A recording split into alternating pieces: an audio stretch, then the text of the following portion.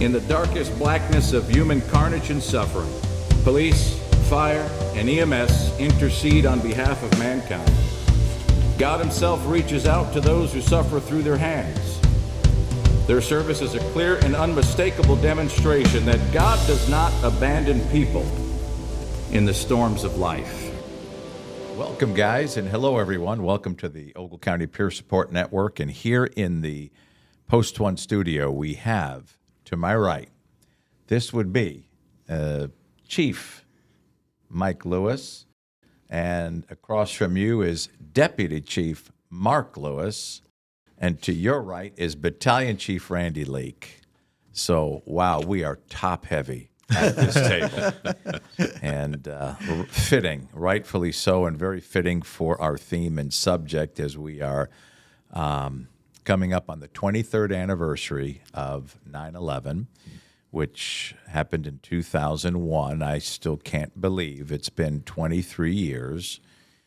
And like everyone else, I can remember every detail of where I was, what I thought, just about everything when the news came to me.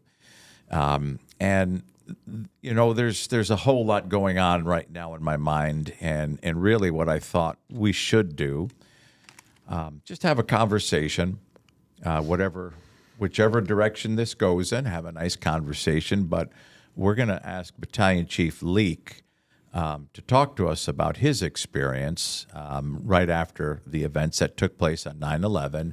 So you and a team deployed to Ground Zero.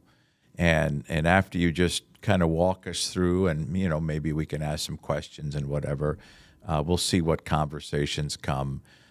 Because I, like you guys, I'm very opinionated on some things, and I think it's important for people to know that my views and opinions that are expressed are my views and opinions.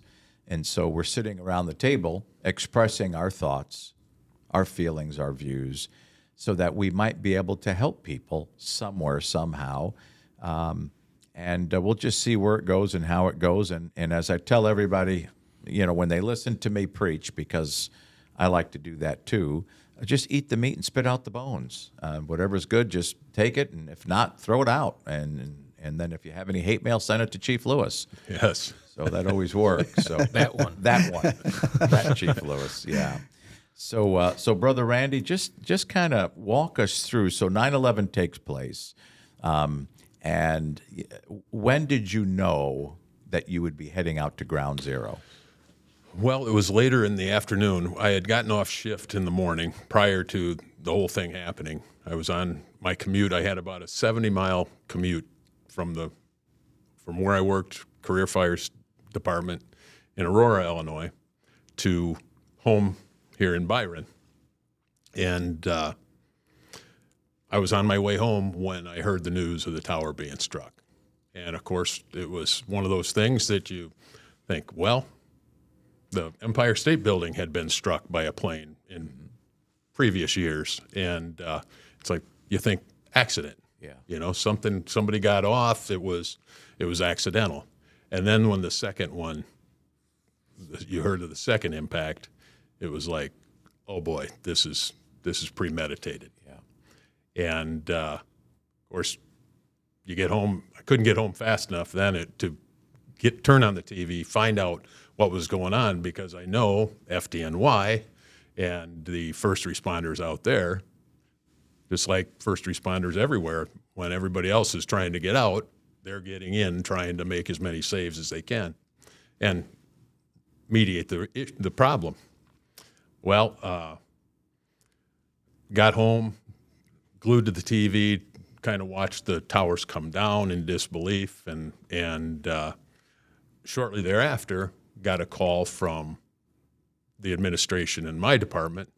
We had set up, prior to that, we had trained several people in specialized rescue, technical rescue stuff, and basically our administration called and said, would you be available to go if we get a team together and they need help?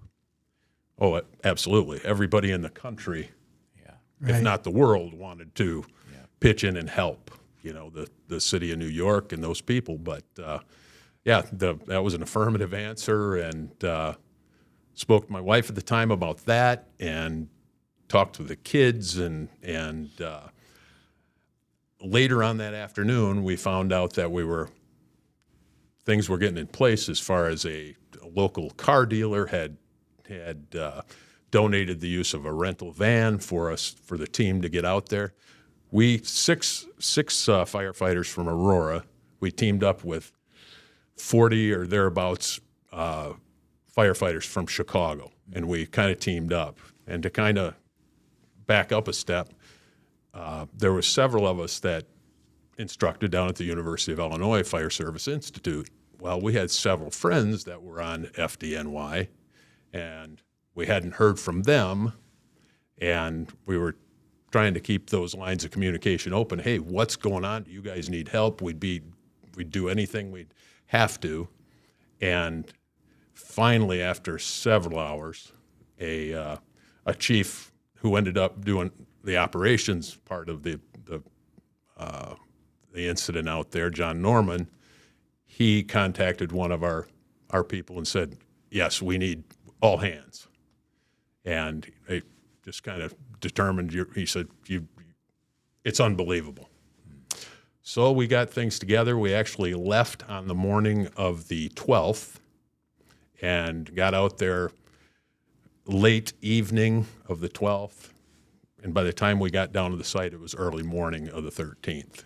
But got there, met up, kind of set up camp in front of an elementary school that was about 2 blocks away from the site. There was probably 4 to 6 inches of dust and construction material that we basically opened up a site so we could set up camp, and then proceeded to get to the scene. And during the time, it was just surreal. I'd been in construction prior to that and saw some heavy-duty demolition over the years. And when you looked around the actual site, and you're thinking, well, if there's no chunks of concrete, and if I could back up a step, on the whole way out there, we're thinking rescue. Yeah. We were trained in confined space. We were trained in structural collapse type stuff. And we were thinking, we're going out there to be part of the rescue effort. Right. When I walked in and saw that there wasn't even a chunk of concrete bigger than the size of your fist, it's like, well, if concrete can't hold up, the human body is not going to be able to hold up. So that kind of deflated it was more of a recovery, if more than anything at that time, that we kind of shifted gears, thinking that, whoever made it out had made it out, that now it was recovering people and for their loved ones. So, but we spent, when we first got there, we were working on the pile. It was 5-gallon bucket brigades, for lack of equipment, for lack of anything else like that, the specialized stuff that you needed to do. There was a lot of void searches going on, to a lot of listening devices, trying to see if there was any tapping, anything like that, and that negative results. Found out later that there was a few people that survived, but not near to the, well, I shouldn't say that. Tens of thousands actually survived. Yeah. But, Yeah, there were a lot of victims that day that get discounted because of the death count taking precedence. Absolutely. Yeah. And lives changed. That's the other thing within that. Just like for yourself, I mean, you knew firefighters from New York. That weighs heavy on you when the neighboring department is suffering a loss of whatever. I think for the brotherhood that we are involved with, that strikes everyone. Oh, absolutely. Yeah, absolutely. Yeah. So it was. We spent actually when the federal government came in and said, you know what, the rescue recovery, we're going to put it on hold. The site it's a crime scene now, and they kind of turned away agencies that weren't part of the federal government, which we were kind of out there. Yeah. And a lot of people, will say, well, you self-dispatched.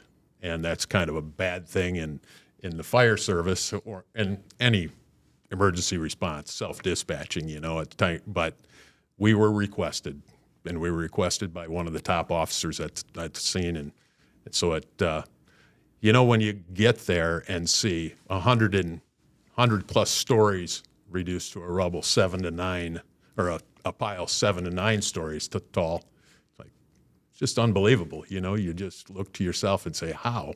Yeah.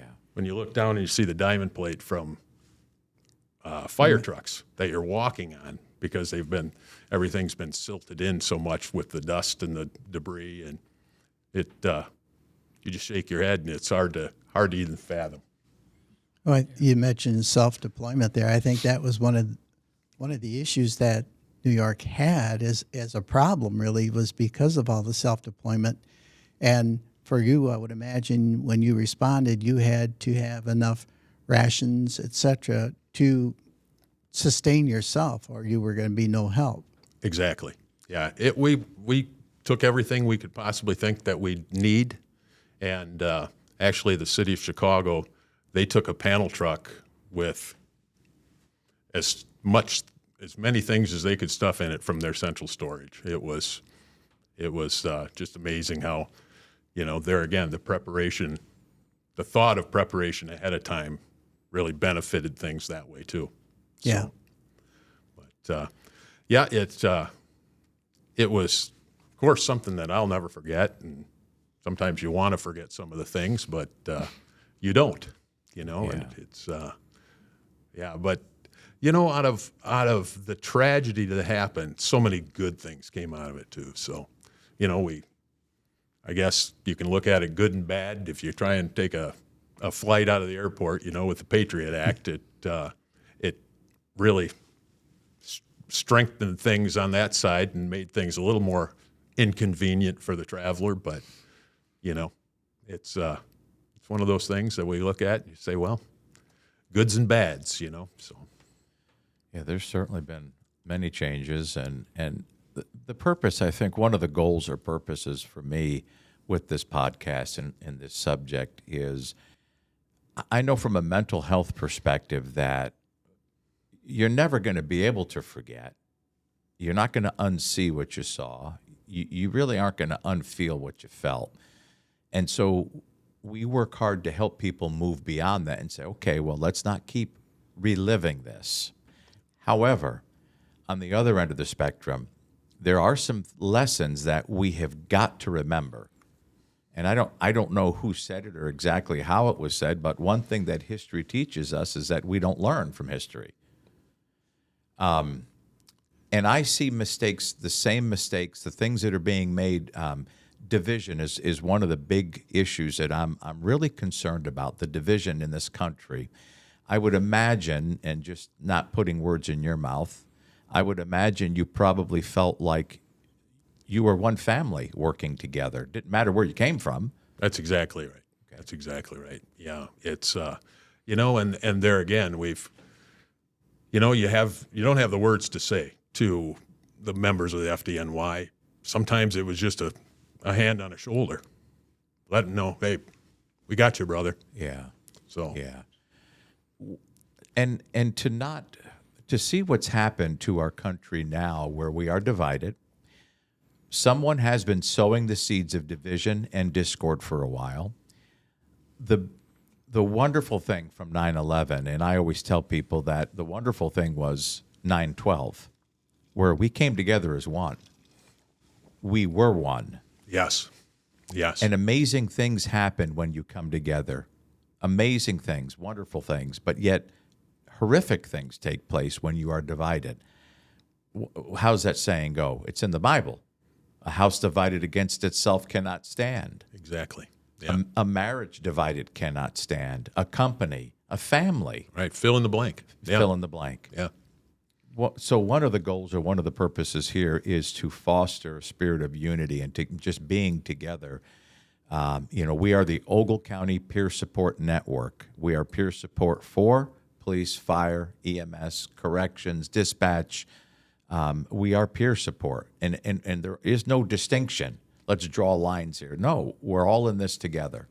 That's a great point, Pastor. And I think that one thing to add to that, to all of those people that you just said, and their families. And their families. Yeah, absolutely. Yeah. And their families. How long were you there? We were there for approximately 5 days. Okay.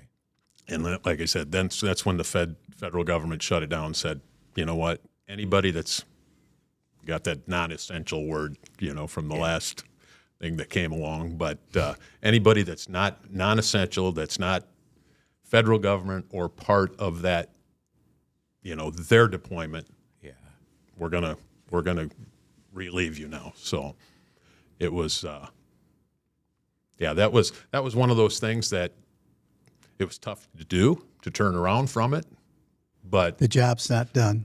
right. Right. When you'd see, recoveries of different firefighters and different people come out of there, it's like it was a very solemn thing to see their companies go in and carry them out. So Yeah. Wow. Do you think we've really gotten closure? I don't think there's so many. I think there's so much suspicion, so much distrust with what we've seen, even through major media, or what we've heard and what we haven't heard. I think there's so much distrust now. Just as an example, that a shooter's allowed to get within 130 yards and take a clear shot at an ex-president and a presidential nominee. Yeah. It's like that, to me, doesn't give me a whole lot of confidence in the people that are supposed to be giving life and limb to protect that person. So, personal opinion, but I think there's a lot of people that sit in that don't have that trust anymore, Right. And when you don't have trust, it's pretty hard to function. It is. Yeah. So If you don't trust your administration, if you don't trust your boss, you don't trust your government, you don't trust your spouse, and the list goes on and on. exactly. It's Yeah. it's dysfunctional at the very least. That's a good term for it, really, when you think about it. Even turning you guys away at that point, I would imagine that was very difficult. And you understand that there is a need for crime investigation on it, whatever. Absolutely. But there's still the dignity of human life that is at concern, and is that that's not how we're built. Exactly. Yeah. You go until one or two things happen. The job's done, or you can't go anymore. Right. And they have to drag you out. So Right. yeah, it's just built into us. Yeah. And again, I want to reiterate the fact that these are our own views and opinions. Anything is okay to talk about and say, because it's our own views and opinions. So I'm not endorsing a particular department or administrator. I'm just simply saying, hey, this is the way I perceive it. This is what I think. And I want to hear what you guys think and your perspectives are, because I value your perspective and your input and insight. And, it had to be, and there's things that I want to ask before we get into something else, but, I can remember thinking as a chaplain, I wanted to go to provide the emotional, spiritual support aspect of it. And I can only imagine, and again, we don't self-dispatch either as a chaplain, and I did think about it, and I wondered, okay, well, I can go under the authority of my department if they call for chaplains. And then I thought, well, wait a minute. I think I'm going to have a hard time with this one, because I grew up in that area. I could see the I was telling somebody yesterday, they were asking about where I grew up, and I said, let me tell you how close to New York I was. On a clear day, we could see the Twin Towers from our city, depending on where you were standing. And the thought that I'd been on those towers, I have family and friends that work there, didn't know who would have been there that day. relatives that should have been but somehow weren't. I mean, I felt like I was going to be more of a liability if I went because I was too emotional over the whole thing. And I could not believe that. I grew up feeling a certain sense of security, and these are towering symbols of our dominance in the world, and now those are gone, and these are my people. Yeah. This is my hood. How dare you? And I thought, yeah, maybe I just better stand down on this one. And so I did my own. I made my own contribution from here, from afar. But as far as if you now, and again, 23 years ago, so the buzzword wasn't mental well-being or emotional wellness. I never even heard that back then. Right. Probably you didn't 23 years ago. I see your cell phone's in your pocket. You probably didn't see people walking around connected to the internet on their phones. Nobody's paying attention to anybody. They're all looking at their devices. You probably didn't see that 23 years ago. Right. Did you see anything that stood out to you by way of just how were you struck with, did people appear to be in a daze, in a fog? What did you feel? There again, on the pile, it was mission-mindedness. Yep. It wasn't, you didn't have time to look at the severity of things. It was mission oriented. You got a job to do. We've got to get a layer removed so we can check voids in the next level down and that type of stuff. And you look at that and you think, just like you were saying, if you would have went out there without a mission, it'd be easy for emotions to. Right. But you stay focused. Yeah. And one of the big things that I remember, we were working 12 hours, off 12 hours. And during our off time, it's like, well, do we go sit on the concrete in front of the elevator or the elementary school and kind of catch a few winks? Or it was the first time I'd ever been to New York. All right, let's see what this is all about. For lack of a better thing, let's walk down and see the Statue of Liberty, you know. And just amazing to see. Well, you were talking about unity. Yeah. I mean, of course, we had our fire department uniform shirts on, and everywhere you go, people were clapping and cheering, and it's like you saw the unity of the That's entire very country. uplifting. Oh yeah, too, because we don't often get that, and Right. nor do we ever or seldom get a campaign that's going to be okay. You're on 12, you're off 12 type of a thing either. It was the unity of expression towards first responders was amazing. But then the backlash from that was, man, I'm glad you guys do that. But it was hard for us to recruit after that too. Yeah. Nobody wanted to be doing something like that, Yeah, it really, it brought things to light that this could be life and death, anytime you go to work in the emergency response field, greater love hath no man than to lay his life down for his brother. So, you look at it and you think, yeah, that's the determining factor. Am I willing or am I not? And I think people have looked at that both ways and say, well, I don't know if I have that in me to give all. So, yeah.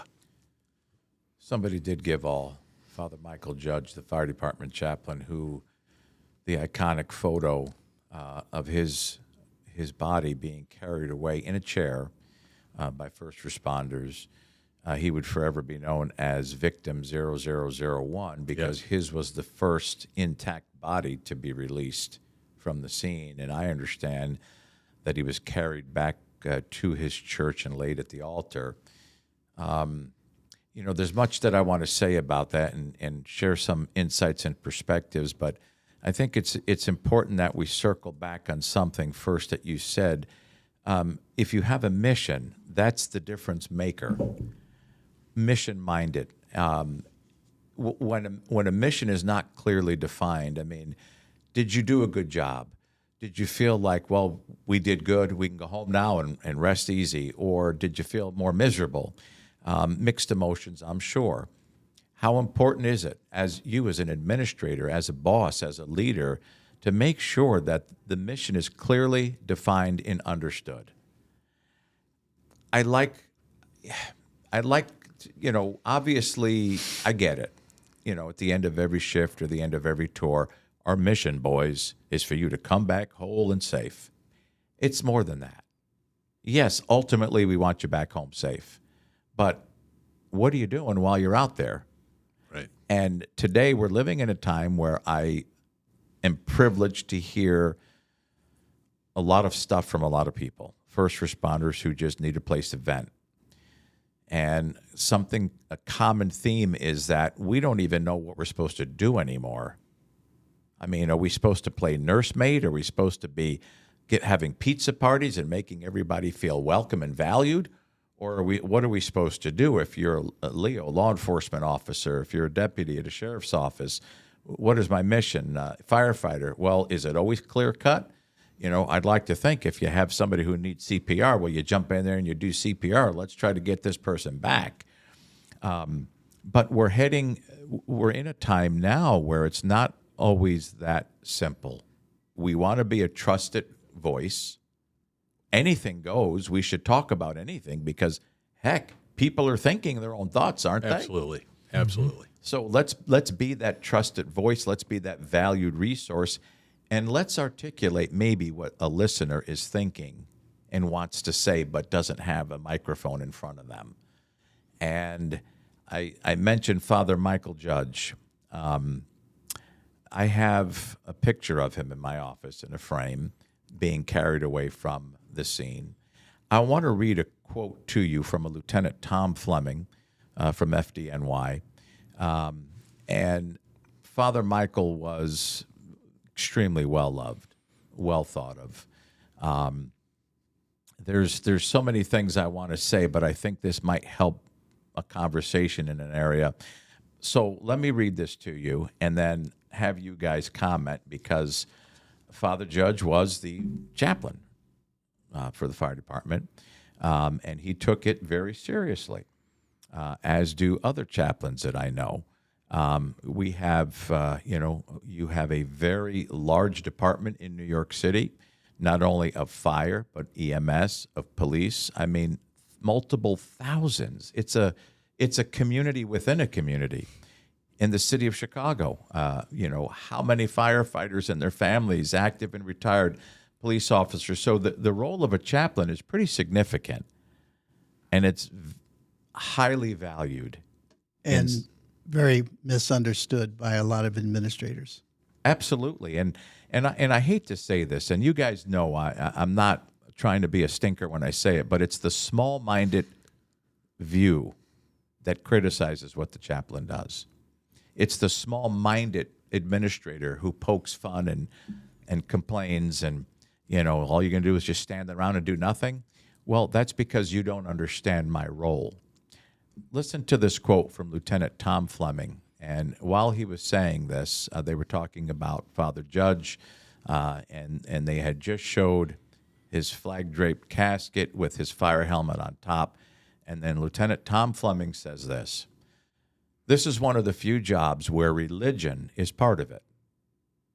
You have life and death situations, and because of that, the guys are always turning to their spiritual leader, which was Father Mike for many, many years." Religion is part of it.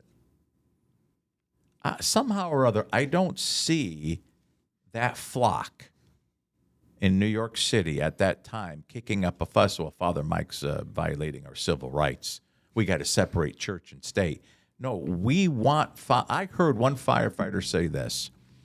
He said, "You know what? When depending on the call, whatever call we were running, and Father Mike was there, look at Father Mike. Look at the expression on his face. If his facial expression is good, we're good.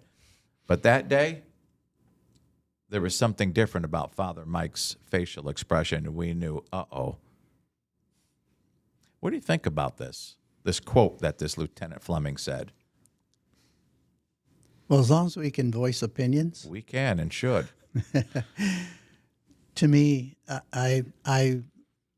my 33-year career, I found in the beginning to be confusing because I didn't seem to fit in with others. I was a believer, but closet. And it wasn't till later in my career that I believed, but then when I understood that the reason I don't feel like I belong is because of my beliefs, and it wasn't that I didn't belong; it's just I had a different call. And as I look back, I mean, if somebody would ask me coming out of high school, "You're going to be a firefighter?" Oh no, that would have been an easy answer. Real easy answer. Nothing was further from my mind. And as I look back, there's no regrets in doing it. The thoughts of being misunderstood don't bother me now because I understand where they came from. And once I understood that God called me to this profession, to do this work, everything started to make sense. And not until. And then after that, the miracles that I seen, we could spend a few hours talking about the things that I seen while I was, and even after retiring, I still seen in the fire service that I was involved with miracles on a regular basis, really. But then understanding that call, that was the thing that really ignited things for me and made the difference that I was able to perform much better than I had before. That's my opinion. Yeah, that's a very good opinion. Very good. Yeah. It just when you say that, I think there again when we know when you walk into the firehouse that there's people that know their calling, and there's some that are just kind of treading water. They don't know what their reason for being there is other than possibly a paycheck, possibly Right. the notoriety, just fill in the blank there. Yeah, the T-shirt. And, you look at it that way, and I think that's probably got to be the emptiest part I was just in gonna a say, person's life, yeah. not knowing their call. Yeah. And, there again, once you find it, it's like you were saying, it's like Freedom. freedom, no longer shackled. Yeah. Yeah. And you want to be reminded of it. When you need to be reminded, center you up again. Dude, you're called to this. Yeah. You are the hands of God in the darkest blackness of human carnage and suffering. Police, fire, and EMS intervene on behalf of mankind. God literally reaches into the darkness through your hands. If that doesn't center you up. Yeah. Exactly. Talk about Yeah. mission. Yeah. Yeah. That puts you right in the scope of where you need to be. And it makes everything, like I said, it makes everything make sense. When I was very busy at the time we introduced the chaplain program. We were building a new building, and it was on my shoulders to manage that project. So I didn't have very much to do with that when you guys first came into it, other than when we went on calls, I seen other people there, And my first view of what the chaplaincy was all about was just keeping the crying women off of our backs while we're trying to do CPR, or get somebody out of the living room away from the family or whatever. And it wasn't till later that I discovered the chaplain was there for me. And I didn't understand that at first until my dark day hit. And then that's when I discovered that. And then, like I said, that's when everything started to make sense. That's when things started the freedom again. I don't know how else to term it. Sometimes it's hard to put some of the stuff into words, plus my vocabulary is pretty limited anyway. I didn't do too good in English. I ain't proud of it either. Well, I think one of the and again, I mean, you obviously spent your career at a larger department, and I don't come from the Midwest. I'm from an area that's different, in many respects, and it was always a normal, faith and service was always normal. It was normal to see chaplains. It was normal to have a chaplain response, and the significance to me that victim 0001 would be a member of the clergy, a representative of the church, a chaplain. It is so profound that even this preacher can't articulate what I want to say. That this is an example of laying your life down for the sheep. How many first responders laid their lives down that day? That one event, how many laid their lives down? I think a lot of them knew that was coming too, and still kept climbing. Absolutely. I really do. I believe that just based upon knowing the three of us here and how we would react at fires and so on and so forth. I think that would have been us as well. No, I ain't coming down, type of a thing. Yeah. One thing I want to add to that picture, and maybe we'll bring that up on the screen to just kind of personify that a little bit. But when I look at that picture, what I see when we talked about unity, it's not just the fire department that's bringing him out. I think it's Port Authority. Yeah. There's maybe even a civilian, and there's a firefighter, and they're carrying him out in a chair. And I think that, to me, that speaks of the unity. And like you said, fire departments over the years have been islands to a large degree, but to see them come together on a scene like that, Katrina was another one of the same. Yeah. And to work side by side and not worry about the color of the T-shirt or whatever, learn from one another. That's difficult because everybody's trained just a little bit differently. It's gotten much better in terms of unified training, but it still is not where it needs to be. Right.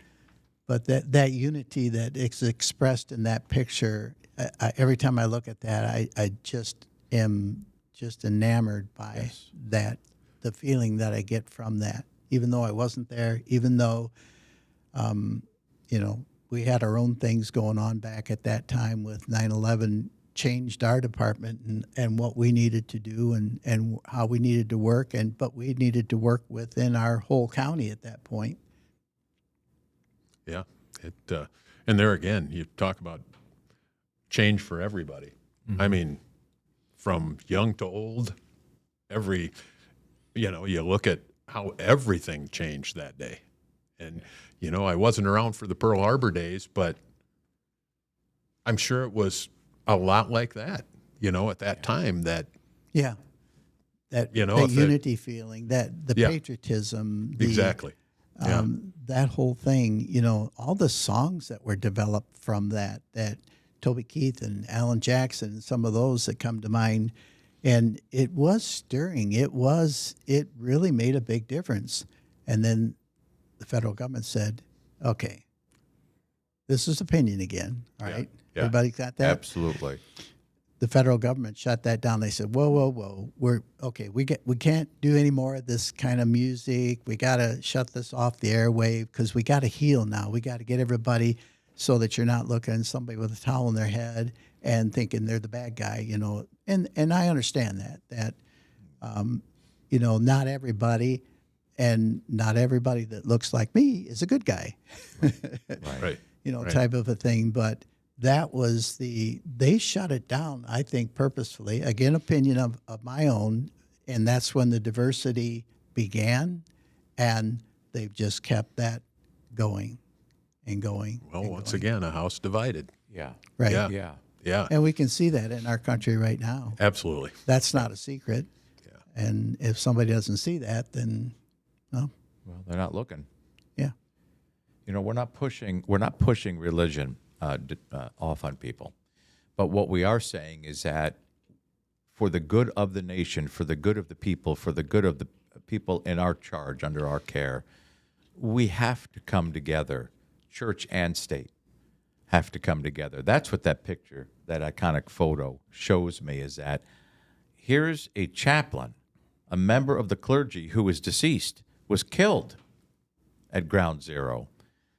And if that doesn't, I can't get past the fact that those who are sowing seeds of division and discord, keeping us separate and telling us that we can't have these conversations here in an official government building, that is so blind, narrow-minded, short-sighted. It's just plain ridiculous, actually. Because when you're in the heat of battle and you're there at Ground Zero, I'm just going to take a wild guess that you probably weren't going to rebuke anybody for offering a prayer. Absolutely not. No. In fact, just to the opposite, I see, why do we always wait until a crisis or a tragedy before, oh, DC, now could we have a prayer? We've just had a major disaster. And, oh, sure, no problem, brother. But during other times, like, oh, we got to be careful. We can't thump the Bible around here. It's like nobody's thumping a Bible. What we are saying is that, wait a minute, what is our mission? What is the mission? Is our mission to take care of the sheep? Is our mission to protect them? Is our mission to save as many lives as possible? Is that what we're trying to do? Then let's engage all of our resources and bring them together. The chaplain is a resource, and to be mission-minded, we're very strong advocates on understanding your role, what your mission and assignment is. So, as an example, you administrators call me to a scene. We really could use you here. I know what I'm going there to do. I'm not going there to play firefighter, to act like I'm a firefighter. I'm not going there to act like I'm a cop. I come from a family of cops. I mean, I know how to do that very well. But I'm there to provide scene support. Scene support. That's it. I'm there to support you. And if my presence helps you, well, then that's what I want to do, is be there just to support you. Hey, Pastor Gary's on scene. We're good. Hey, Father Mike, I looked at him. We're going to be okay. But that day, I'll never forget. I'll never forget that. We knew that we weren't going to be okay because we could see it on Father Mike's face. Oh, my God. Yeah. So there are many things that I hope that we can forget and move past. I do. But there are things that we can never, ever forget. And as long as I'm here, I'm going to do my best to have these conversations. In fact, this is the 23rd anniversary. I would like to go on record and say, why don't we plan a big event here in our county for the 25th anniversary? Countywide something or other, a memorial service, something special that we can do together. Bring the agencies together, not just, this is not fire specific. This is first responder and their families specific. That's a whole nother aspect of, what goes on in my thinking too, is that, usually if your loved one is an accountant or a cashier or a clerk at a grocery store, usually when you say goodbye to your spouse, the thought doesn't usually go through your mind, I hope they come back safe at the end of their shift. But for you guys, anything could happen, and it usually does, and at a certain point, your loved ones either have to just deal with it or say, I can't do this anymore. There doesn't seem to be anything in between. Right. That's a difficult one. That's, yeah. For them to be, there's so much, and we haven't done a very good job in our service, I don't believe anyway. Again, this is an opinion. Yes, sir. That we haven't done a very good job in training our first responders of, okay, now you still got a family at home. This is a family here too as well, and it's very important. You don't let your brother down. You can't let your brother down or hit the door. But we haven't done a very good job involving our families into it and making them feel important, making them feel like, okay, if something does go down, all I got to do is grab the kids, head to the fire station. That's my sanctuary while this event's going on. Because there are some large scale events that have happened over our careers. And, tornado sirens go off and you get dispatched for wires down pre-strike. You go to that and your family, you just left your family in a precarious position. Right. Whereas if they can come to the station and know that, okay, there's generators there, there's blankets, there's stuff there for the kids, it's not hard to set up a place where they can come in, have some snacks that don't rot, and before they rot, let the firefighters eat them, put new ones in, that works. But we just have not done a very good job in instructing our families, letting them know what some of the pitfalls might be. And then you have that spouse that, okay, you just got married, she's got her or he's got his parents, and those parents of your spouse see that he just gets up from the dinner table and leaves. How rude. They're not used to that. That's not the lifestyle that they have ever seen before. So they don't understand that. So then they start whispering their spouse's ear, what's he doing? And that puts doubt in their minds. So there needs to be some training, and again, my opinion, for those in-laws, for the families, for even the moms and dads of the firefighter or police officer or dispatcher. There's going to be times when it's all hands on deck and they're just going to get up and leave. Right. And that's okay. They're helping their communities. And without that, I'll tell you what, we got nothing. This country collapses without its first responders being able to respond to whatever, whenever, however. Absolutely. And there again, a great point you brought up there, Chief, that, that we've lacked in that.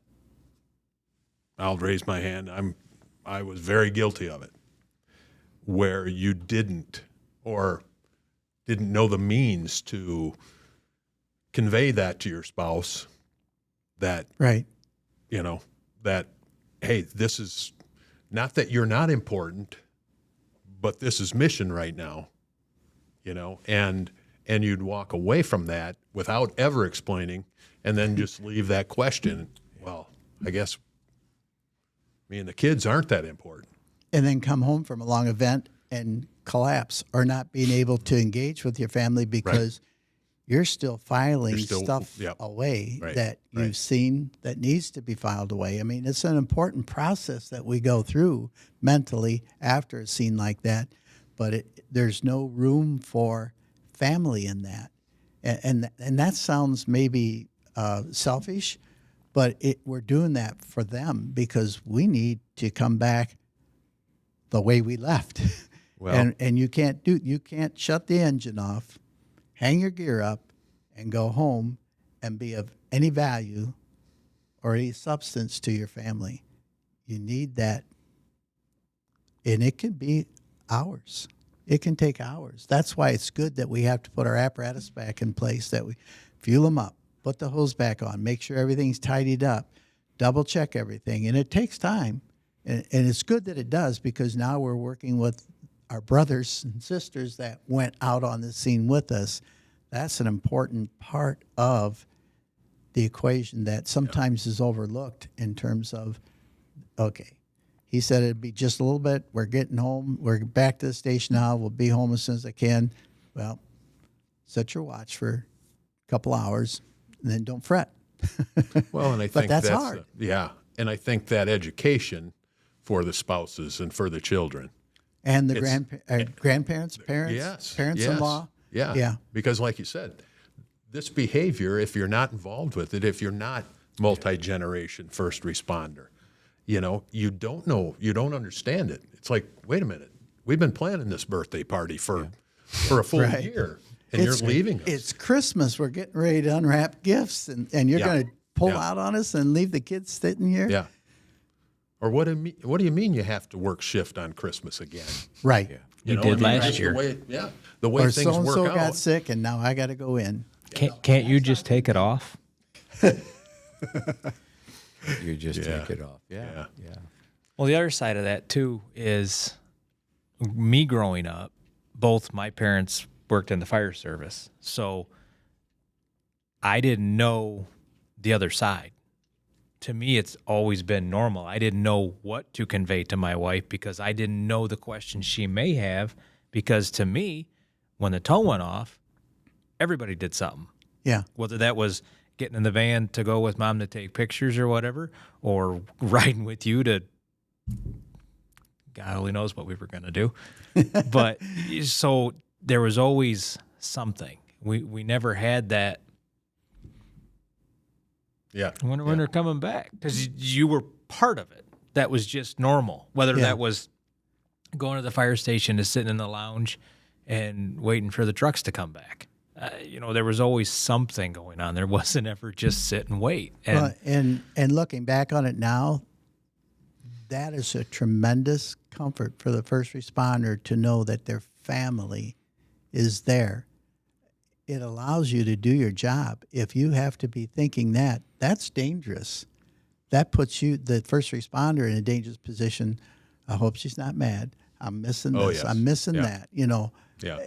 You can't have those things running in your mind while you're trying to engage your mission successfully. And especially as it doesn't matter if you're a line person running a hose line or a shovel, or up there in managing the scene and operations, or as an incident commander. You can't have those thoughts running through your head. Right. There's too much other things going on that are there to kill you. Yeah. Agreed. Well, you think about what this podcast and what the role and office of the chaplain and peer support is designed to help with all of this. Your calling as a warrior or a rescuer, as a defender, sheepdog, whatever expression we use, your calling becomes the calling of your family. Mm-hmm. Your family's in it with you. Now, their roles are different, but if we don't educate them, if we don't provide training or pep talks and encourage them, then we're setting ourselves up for failure. Dispatch from Route 7 Command. Man, go ahead. Need a chaplain at this location? 10-4.